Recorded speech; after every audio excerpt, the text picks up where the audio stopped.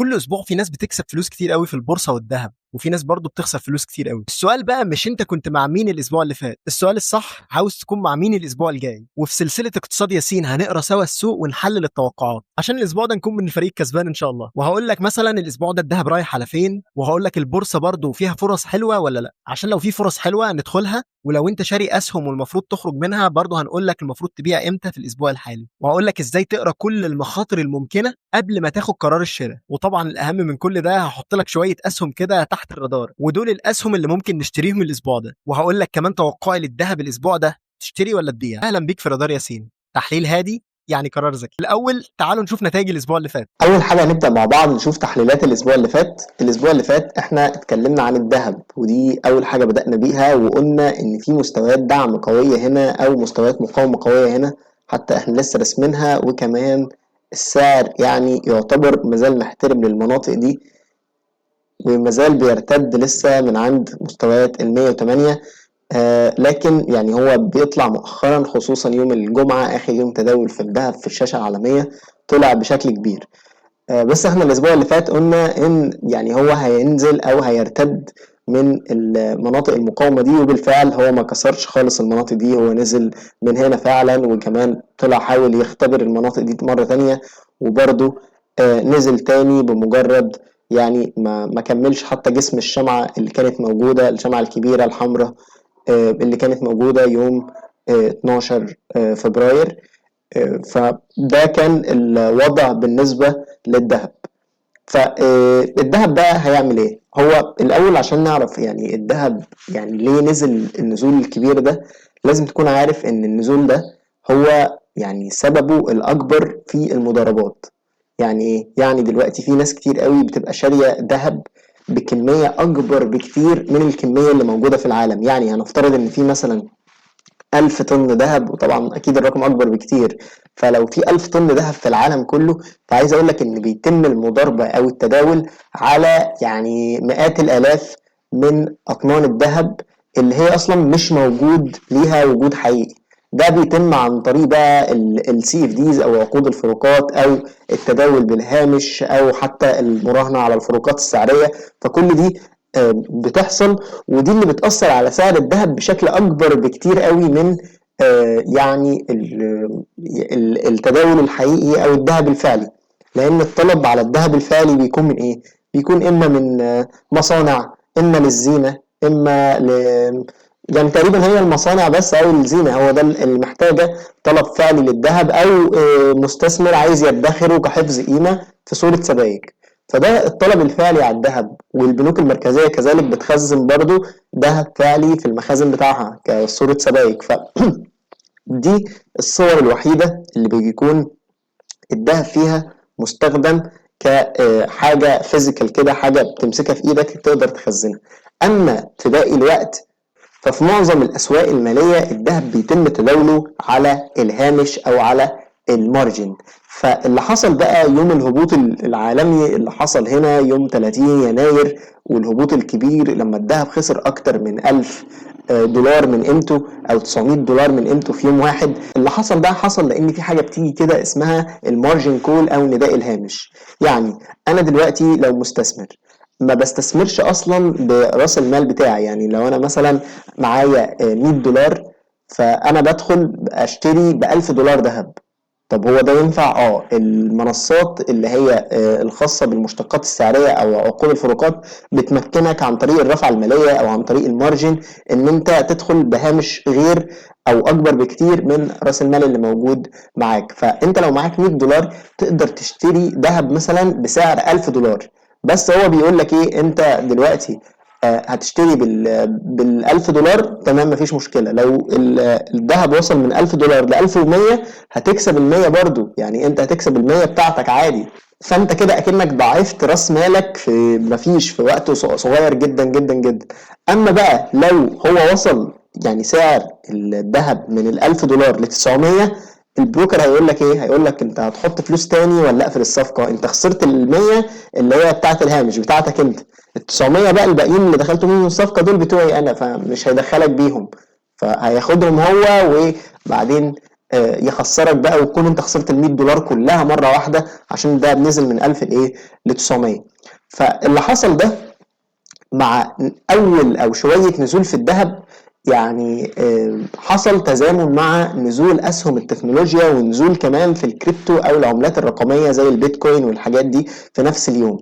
فنزول اسهم التكنولوجيا وقتها، يعني الناس برضو بتبقى شاريه اسهم التكنولوجيا وشاريه كريبتو على الهامش، فبمجرد ما يلاقوا ان الهامش ده بدأ انه يقرب وخلاص هيخسروا كل ثروتهم، فبيدوروا بقى على سيوله. طب انا لو مش معايا كاش هبص في المحفظه الاستثماريه بتاعتي، الاقي مثلا ان الذهب انا شاريه من هنا وكسبان فيه مثلا 20 30 40%، فاقول خلاص انا هبيع شويه من الذهب واخد الكاش ده واروح احطه فيه الحاجات اللي بتخسر هناك دي.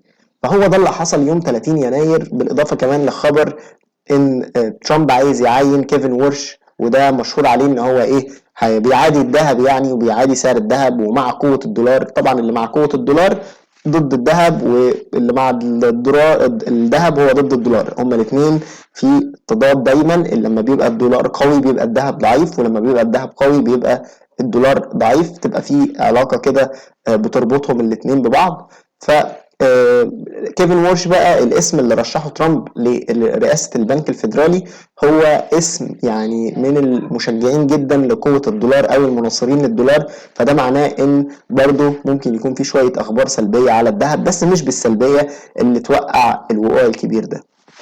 طيب الوقوع الكبير ده جه وراه برضه تصحيح، يعني حتى النزول بيبقى فيه تصحيح زي ما الطلوع بيبقى فيه تصحيح. فالتصحيح هنا طلع لحد المستوى ده.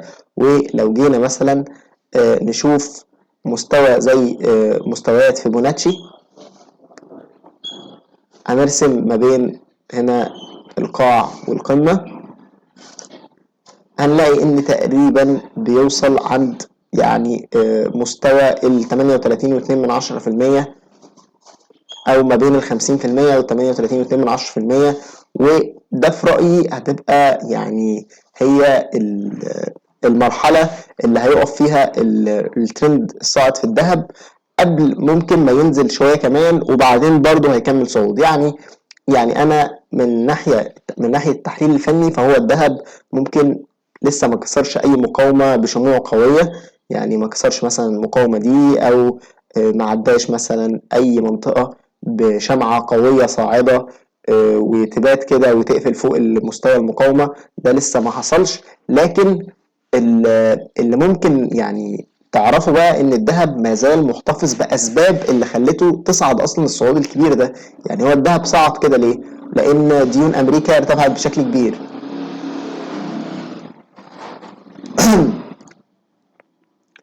لان في حرب في ايران، لان في حرب بين روسيا واوكرانيا، لان في حرب في الشرق الاوسط هنا في فلسطين وغزه، لان ترامب كل شويه يختار بلد جديده يعتدي عليها حتى لو اعتداء لفظي كده زي ما عمل مع جرينلاند، ان هو عايز يضم جرينلاند او عايز يضم كندا، او الاعتداء اللي حصل على رئيس فنزويلا. فكل يعني الاعتداءات دي اللي بتحصل او كل اللبش الجيوسياسي اللي بيحصل في العالم بيجي يعني معاه حالة من عدم اليقين في السوق، حالة من عدم اليقين في الدولار الأمريكي. فده معناه إن الدولار مش بيكون مستقر، فلما الدولار مش بيكون مستقر وبيكون في حالة من عدم اليقين فيه، فده بيؤدي إن السيولة بتخرج من الأسواق المالية التانية وبتروح للذهب.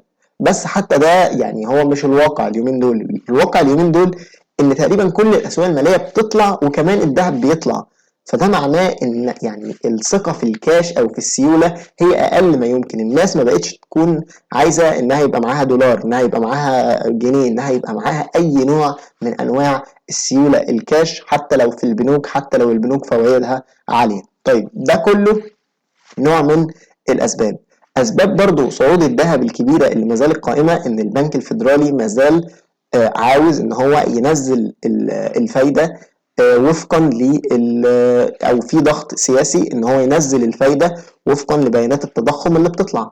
يعني في بيانات تضخم بتطلع كده ان دلوقتي بيانات التضخم فيها تحسن، امريكا التضخم فيها بيتحسن، فهم عايزين ان الفايده تقل بحيث ان الناس تاخد فلوسها من البنوك. طيب تخيل الناس بتخرج فلوسها من البنك كده عشان الفايده بقت قليله، يعني الفايده بقت مثلا 3% 4%، فايده قليله جدا، هم عايزين ينزلوا الفايده عن كده كمان. فلو نزلت عن كده فالناس مش هتحط بقى فلوسها في السندات وفي في السندات بقى والودائع البنكيه والشهادات البنكيه في امريكا او في اي حته في العالم، لان كل البنوك تقريبا في العالم بتفولو او بتتبع سياسات البنك الفيدرالي الامريكي. فعشان كل البنوك هتعمل كده، فالناس هتلاقي ان فلوسها في البنك ما بقتش ليها لازمه. يعني انا احط ليه مثلا مليون جنيه في البنك وبعد سنه كامله تديني 10% بس؟ انا ممكن اشتري بيها ذهب او بشتري بنصها ذهب، ونصها الذهب ده يجيب لي عوائد اعلى بكتير، ممكن في اخر السنه يكسب 20 30 40 50%. ممكن احطهم في الاسهم في البورصه وتكسب برضو مبلغ كبير، ممكن احطهم في اي سوق من الاسواق الماليه. فالضغط على البنك الفيدرالي انه يقلل الفايده، وهو بالفعل في سياسات ان هو يفضل ينزل الفايده، ده هيخلي على المدى المتوسط والمدى البعيد سعر الذهب في صعود. فالاخبار كلها يعني في صعود. يعني كان في مقابله كده بين يعني كان نجيب ساويرس موجود فيها، فنجيب ساويرس كان بيقول ايه؟ كان بيقول تخيل الذهب كده، يعني ده عربية موجودة والعربية دي فيه 6 بيزقوها، الستة دول هم أسباب صعود الذهب. يعني في أسباب كتير قوي لصعود الذهب كلها قائمة، كلها موجودة. فتخيل ان في واحد فيهم ما بقاش موجود. يعني تخيل لو البنك الفيدرالي مثلا بطل ينزل الفايدة، او تخيل ان حرب مثلا ما بين امريكا وايران هديت شوية، حصل نوع من التصالح او نوع من المعاهدات، فحتى لو واحد نزل فبرضه لو في 5 بيزقوا العربية دي او بيحاولوا ان هم يزقوها لقدام او يطلعوا سعرها، فبرضه هيقدروا لانهم 5، لانهم لسه عدد كبير. فالذهب هو شايف مثلا، طبعا مش توصية ولا اي حاجة، هي بس مجرد تحليل للوضع ان السوق ما زال في الترند الصاعد. طيب احنا دلوقتي في الوقت الحالي نعمل ايه؟ نشتري ذهب ولا ما نشتريش ذهب؟ ده وفقا لرأيي الشخصي في الوقت الحالي انا شايف ان الذهب هنا طول ما هو في منطقة ال 5100 دي انا مش شايف فيه اي نوع من انواع الصفقات. يعني لو انت بره السوق خليك بره، لو انت جوه السوق خليك محتفظ بالجزء اللي انت محتفظ بيه. يعني احتفظ بالمركز بتاعك، لو انت اشتريت دهب خليك محتفظ بيه، لو انت ما دخلتش لسه برضو يعني خلينا ننتظر نشوف اي تأكيد. يعني هو ماشي حتى بشكل عرضي كده مؤخرا بين ال 5091 وهو عمال يعني يضيق الفولاتيليتي بتاعته. يعني هو كان واسع هنا بدأ يضيق شوية يضيق شوية، هنشوف بقى يعني هيحصل الكسر في انهي منطقة من المناطق. لو حصل كسر في المنطقة دي وبدأ انه ينزل مثلا تحت مناطق المقاومة الأخيرة اللي هي 4850، فممكن يرجع تاني ل 4400. لو صعد بقى من المناطق دي فأعتقد الذهب هيفضل مستقر فوق ال 5300. فده يعني اعتقادي للذهب. ففي الوقت الحالي انا شايف ان الذهب، يعني الاسبوع اللي فات كنا قلنا ان هو هيبقى في هبوط، وهو بالفعل هبط لكن رجع تاني لنفس المستوى اللي بدأ بيه الاسبوع. في النهارده بقى بقول ان يعني توقعي انه هيكون برضو في نفس المنطقة، وهنستنى كسر او بريك اوت كده. لو كسر لفوق يبقى ممكن يكمل، لو بدأ ان هو يرتد تاني لتحت واحترم منطقة المقاومة دي فكده هتبقى منطقة مقاومة قوية جدا، وممكن تبقى هي بداية ترند جديد هابط. نيجي بقى نشوف حبيبتنا البورصة المصرية اللي عملت مذابح يوم الخميس. يعني يوم الخميس اللي فات فعلا البورصة المصرية كانت يعني عملت مذابح دامية، كل المؤشرات بتاعة البورصة تقريبا نزلت. الاي جي اكس 30 و170 ومؤشر الشريعة 33 كلها تقريبا نزلت وعملت هبوط كبير جدا جدا جدا. طيب ده لو جينا نشوفه بقى في صورة أرقام هنلاقي إن الأفراد يعني تقريبا كانوا بيشتروا بحجم تداول قليل نسبيا. صافي القيمة كان تقريبا 86 مليون جنيه، العرب 25، الأجانب تقريبا مليون جنيه. يعني الأفراد يعني حجم التداول كان قليل زي ما هو متوقع في رمضان. احنا قلنا إن غالبا عشان يوم الخميس كان أول يوم رمضان ممكن الأفراد يقللوا شوية أحجام التداول بتاعتهم. يعني اللي كان بيستثمر مثلا وقت طويل هيستثمر وقت قليل، لان ساعات البورصه المصريه قلت، كان لحد الساعه 2:30 هي قلت وبقت لحد الساعه 1:30.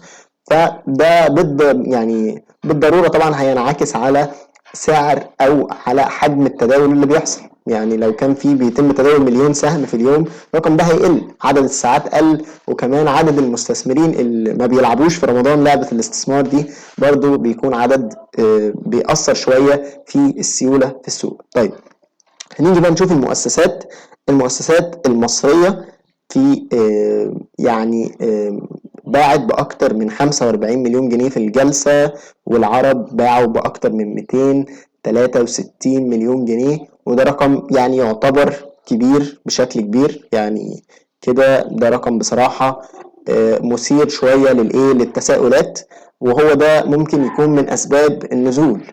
الأجانب بقى عادي ممكن يكونوا اشتروا، المؤسسات الأجنبية اشترت ب 195 مليون عادي جدا، فممكن يكون الرقم ده هو أكتر رقم يعني عليه نوع من علامات الاستفهام، وهو ده من أسباب الهبوط اللي حصل في البورصة. طيب خلينا نيجي نشوف بقى المؤشرات عملت إيه. ده مؤشر الاي جي اكس 30 او اكبر 30 شركة في السوق المصري. طبعا في عمود كده يوم الخميس في اخر 4 ساعات تداول، كان يعني في عمود كده يوم الخميس في اخر 4 ساعات تداول، طبعا كان عمود قاتل. لو جيت تشوفه كده هتلاقي ان المؤشر نزل من 52200 نقطة لتقريبا 50600 نقطة، يعني نزل اكتر من 1500 نقطة في جلسة واحدة. طيب لو جينا نبص كده هنلاقي ان يعني في الوقت الحالي هو يعني برضو في مناطق كسر مناطق دعم في المناطق دي، وبيتجه لمناطق تانية ممكن نشوفها بقى على فريم الساعة مع بعض عشان نشوف مثلا المؤشر ممكن يكون اخره فين. طبعا احنا بنحلل المؤشرات الاول ليه؟ لان المؤشر ممكن يقول لك السوق كله هيروح على فين، يعني المؤشر انت بتحلله في البداية وبتشوف السوق كله ممكن يكون اتجاهه عامل ازاي. هنيجي هنا نلاقي ان تقريبا المنطقة دي هي منطقة الدعم القادمة، لان يعني السعر ارتد فيها هنا وارتد فيها مرة تانية هنا، ف يعني في رأيي ان السعر مش هينزل بين المستويات 49,600 49,900، ده هيكون الارتداد الخاص بالسعر، ممكن يوصل للمناطق دي ويطلع مرة تانية. بالنسبة للوقت القصير فأنا شايف إن برضو حتى ممكن يكون في نمط من أنماط هنا، يعني الدبل توب أو يعني القمة المزدوجة هنا ممكن يكون نمط حصل، كمان القمة التانية أقل من القمة الأولى، فده بيدل إن في تغير بيحصل في شكل الترند. فالتغير ده بصراحة أعتقد إنه هيستمر شوية، وممكن التصحيح يبقى أعمق يوصل لمستويات ال50,000. في طبعا مستوى دعم قبله اللي هو عند 50,400 قبل الدعم ده، لكن الدعم ده هو الأقوى، واللي أنا شايف بصراحة إن هيكون صعب جدا كسر منطقة الدعم دي، ولو كسر تحتها يبقى كده في يعني أعتقد هيكون في هبوط أكتر في البورصة. لكن ده بالنسبة لمؤشر الاي جي اكس 30. وبرضو على المدى الطويل لو جيت تبص كده على الصورة بشكل عام هتلاقي ان لا لسه مفيش اي مشكلة، لسه الترند صاعد، يعني الصعود قوي جدا، والهبوط التصحيحي ده عادي جدا، يعني بقاله كتير المؤشر بيكسب، بقاله اسابيع بيكسب، فلما تحصل موجة جني ارباح كده الناس بتبدأ تاخد شوية ارباح من ارباحها، دي حاجة طبيعية وحاجة صحية جدا في البورصة، فانا شايف انها حاجة عادية جدا بصراحة. نيجي بقى لفقرة رادار ياسين ونشوف نتائج الاسبوع اللي فات كانت عاملة ازاي. مع الهبوط الكبير اللي حصل في البورصة تقريبا كل أسهم البورصة في المؤشر التلاتيني والمؤشر المية كلهم تقريبا اتأثروا، وده يعني ما سلمش منه يعني تأثر برضو شركة مصر للألمنيوم اللي احنا كنا قايلين ان في هنا تقريبا مستوى مقاومة عند 235، طبعا نزل كسر المستوى ده او مستوى دعم ونزل لحد يعني 220، طلع تاني وقفل تقريبا اسبوع التداول عند 225.6. طيب هل المستوى يعني ده هيفضل مكمل في الحتة دي ولا هينزل عن كده؟ انا شايف بصراحة ان يعني في برضو مازال في منطقة هنا منطقة دعم قوي جدا في الحتة اللي احنا فيها دلوقتي حالا، هو حتى ارتد منها هنا مرة وهنا مرة وهنا كمان مرة، ف نقدر نقول ان لو كسر المنطقة دي فهو هيبدأ في النزول. لو ارتد من عندها بشمعة قوية فده هيكون اوبشن كويس. في قاعدة كده بتقول لك لا تلتقط السكاكين المتساقطة. يعني ايه؟ يعني لو في سهم او مؤشر بينزل بشكل كبير، انت ما تاخدوش وهو بينزل، لا انت بتعمل ايه؟ انت بتستنى وهو بينزل كده، تستنى تصحيح منه. يعني ما تاخدوش وهو بينزل، يعني ما تاخدوش وهو بينزل، استنى شمعة تصحيحية كده او شمعة انها تبدأ تصعد بقوة فوق مستوى الدعم او فوق مستوى او تحت مستوى المقاومة، وتبدأ انك تاخد قرار على اساس الشمعة القوية دي اللي بتكون شمعة وقفلت خالص وكل ده بيكون تمام. فعشان كده يعني سهم مصر الألمونيوم هو طبعا سهم قوي جدا على المدى المتوسط والمدى البعيد، وبرده يعني مازال محتفظ بالترند القوي الصاعد بتاعه بقاله فترة في، يعني في ترند صاعد. حتى لو جينا نشوف مثلا لو عملنا خط دعم كده ديناميكي هنلاقي ان برضو الفكرة فيها يعني ما زالت في مرحلة صعود، وان احنا دلوقتي برضو شايف ان احنا ما زلنا في مرحلة صعود في مراحل السهم. فبالنسبة للرادار، فالسهم ده برضو هيفضل معانا تحت الرادار الاسبوع الحالي ومنتظرين منه ان شاء الله صعود. نيجي بقى للسهم التاني اللي كان معانا من المره اللي فاتت وهو سهم عبور لاند. سهم عبور لاند تقريبا يعني الفولاتيليتي بتاعته كانت قليله قوي، يعني الحركه الطالعه والنازله فيه كانت قليله قوي. هو طلع يعني بشكل كبير يعني يوم الاربع تقريبا، لكن يوم الخميس رجع تاني وتقريبا مسح كل المكاسب اللي كسبها يوم الاربع، بس مازال بيتحرك في نطاق ضيق جدا. ما زالت الطلعة الكبيرة أو كسر الدعم برضو الكبير ما حصلش. ففي الوقت الحالي أنا ما زلت متوقع للسهم ده نتائج كويسة، وما زلت متوقع ليه أداء كويس. فشايف بصراحة إن إحنا ما زلنا في مناطق الشراء، هو تقريبا 22.95 زي الأسبوع اللي فات بالظبط. ف ما زال الترند القوي يعني اللي أنا متوقعه إنه يحصل بعبور لاند قائم، وفرصة الشراء برضو قائمة في عبور لاند، شركة قوية بتوزع ربحية.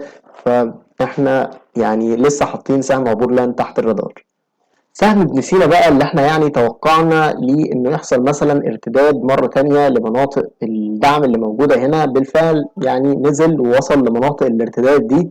ففي الوقت الحالي انا منتظر مثلا شمعة صاعدة من المناطق دي عشان ابدأ ان انا اشتري، مستهدف بقى مناطق على الاقل 12.9. يعني لو طلع بشمعة قوية كده لحد ال 12 ممكن نروح بيه ل 12.9، يعني نعمل مكسب حوالي 8% منه. فهيكون سهم قوي جدا، وبرده سهم ابن سينا من الاسهم القوية جدا في مجال الادوية، فهيكون يعني جامد جدا جدا جدا وما زال برده تحت الرادار. ودول كانوا الثلاث اسهم اللي من الاسبوع اللي فات ولسه لحد دلوقتي حاطينهم تحت الرادار، وهنضيف ليهم كمان سهم جامد قوي عمل تصحيح عميق، وممكن ان احنا نستفيد من التصحيح ده اننا نحط مركز شراء، وهو سهم ابو قير للاسمده. سهم ابو قير عمل صعود كبير قوي الفتره الاخيره، وصل لتقريبا 72 جنيه من اقل من اسبوعين، وهو من بدايه السنه كان يعني في بدايه يناير كان سعره تقريبا اقل من 50 جنيه او سعره 50 جنيه. فمن 50 جنيه وصل ل 72 جنيه، طبعا مكسب حوالي 40%، مكسب كبير جدا. وبعدين طبيعي ان بعد المكسب ده يحصل تصحيح. في الاول هنا حصل تصحيح كبير قوي في الشمعة اللي احنا شايفينها دي، لكن الشمعة دي يعني نزلت لحد 62 وبعدين طلعت تاني. فدي بتبقى يعني سحب سيولة كده من السوق وتخريج مراكز للناس اللي بتبقى معلقة أوامر وقف خسارة أو ستوب لوس. عشان كده مش برشحها، يعني أوامر وقف الخسارة دي لو أنت مستثمر طويل الأمد، إنما لو أنت متداول يومي بتعمل كذا عملية في اليوم طبعا لا غنى عنها. ما تقدرش إن أنت تستغنى عن وقف الخسارة لو أنت متداول يومي، لكن لو انت مش متداول يومي فطبيعي ان ده يحصل. فعندنا هنا جاب في السوق او ثغرة كده، ممكن الثغرة دي يعني تبدأ السعر ان هو يسدها وبعدين يطلع تاني. فمستنيين مثلا السهم يوصل لمناطق هنا، وتبقى دي مثلا من مناطق الشراء مرة تانية اللي تقريبا يعني من 63 لحد 65 أو 66. فدي مناطق قوية جدا للشراء لو السعر نزل فيها جمع وبعدين عمل شمعة قوية لفوق، فساعتها هتكون صفقة أبو قير صفقة يعني ذهب في الوقت الحالي. لأن أبو قير أصلا لو جينا نشوف فريم واسع شوية زي فريم الوان داي اليومي، هنلاقي ان سهم ابو قير كان اصلا في مناطق اعلى من كده بكتير. يعني سهم ابو قير وصل قبل كده لمناطق ال100 او 107، ووصل كمان لمناطق ال99. فهو سهم ابو قير فيه امكانية ان هو يطلع لمناطق بعيدة جدا، فعشان كده شايف برضو ان هي فرصة شراء قوية جدا من السعر الحالي. وده كان رادار ياسين. لو عاوز ما يفوتكش التحليل الجاي اشترك في القناة وانضم لمجتمعنا على واتساب، هتلاقي الرابط في وصف الفيديو.